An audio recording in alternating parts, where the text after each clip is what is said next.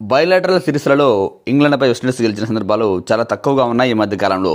కానీ ఐసీసీ ఈవెంట్లలో మాత్రం వెస్టిండీస్ ఇంగ్లాండ్కు షాక్లు ఇస్తూనే ఉంటుంది. ఇప్పుడు కూడా ఓ భారీ విజయంతో ఇంగ్లాండ్కు భారీ షాక్ ఇచ్చింది వెస్టిండీస్.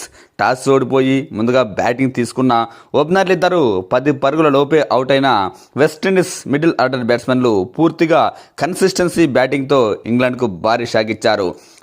నిజానికి ఈ మ్యాచ్లో ఫస్ట్ బ్యాటింగ్ చేసిన వెస్టిండీస్ కెప్టెన్ షేహోప్ డకౌట్ అయితే బ్రాండన్ కింగ్ 1 పరుగు మాత్రమే చేశాడు.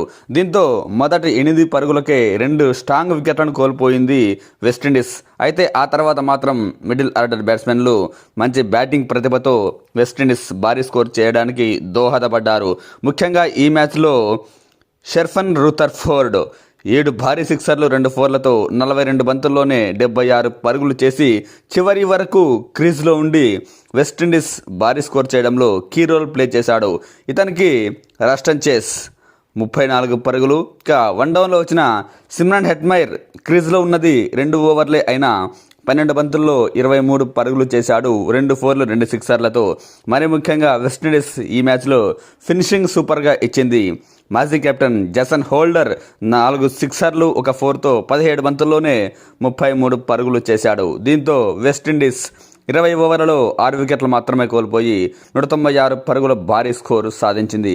నిజానికి ఈ వెస్టిండీస్ ఇన్నింగ్స్ను స్లోగా స్టార్ట్ చేసిన, మొదట్లో వికెట్లు కోల్పోయినా ఆ తర్వాత మాత్రం వెస్టిండీస్ కోలుకున్న విధానం, రన్ రేట్ను 9కి పైగానే మెయింటైన్ చేసిన విధానమే ఈ మ్యాచ్లో వెస్టిండీస్ను గెలిపించేలా చేశాయి. ఇక ఇంగ్లాండ్ బౌలర్లు ఈ మ్యాచ్లో పెద్దగా ప్రభావం చూపించలేకపోయారు. కానీ ఆదిల్ రషీద్ మాత్రం చాలా చక్కగా బౌలింగ్ వేశాడు. అసలు ముంబై లాంటి ఫ్లాట్ పిచ్పై కూడా 4 ఓవర్లలో 16 పరుగులు మాత్రమే ఇచ్చాడంటే అతని బౌలింగ్ గురించి ఎంత చెప్పినా తక్కువే. అప్పటికి 1-2 క్యాచ్లు కూడా డ్రాప్ అయ్యాయి ఆదిల్ రషీద్ బౌలింగ్లో. లేదంటే అతని బౌలింగ్ గణాంకాలు ఇంకా అద్భుతంగా ఉండేవి. అలాగే జేమీ ఓవర్టన్ 2 వికెట్లు తీస్తే మిగతా బౌలర్లు 1 వికెట్ తీసినా రన్స్ మాత్రం చాలా ఫ్లోగానే ఇచ్చుకున్నారు. ఇక 197 పరుగుల భారీ టార్గెట్. ఇంగ్లాండ్ గెలిచే అవకాశాలు కూడా చాలా ఎక్కువగా ఉంటాయి. ఇక మనకు తెలిసిందే కదా, ముంబై వాన్కడే పిచ్, పక్కా బ్యాటింగ్ పిచ్.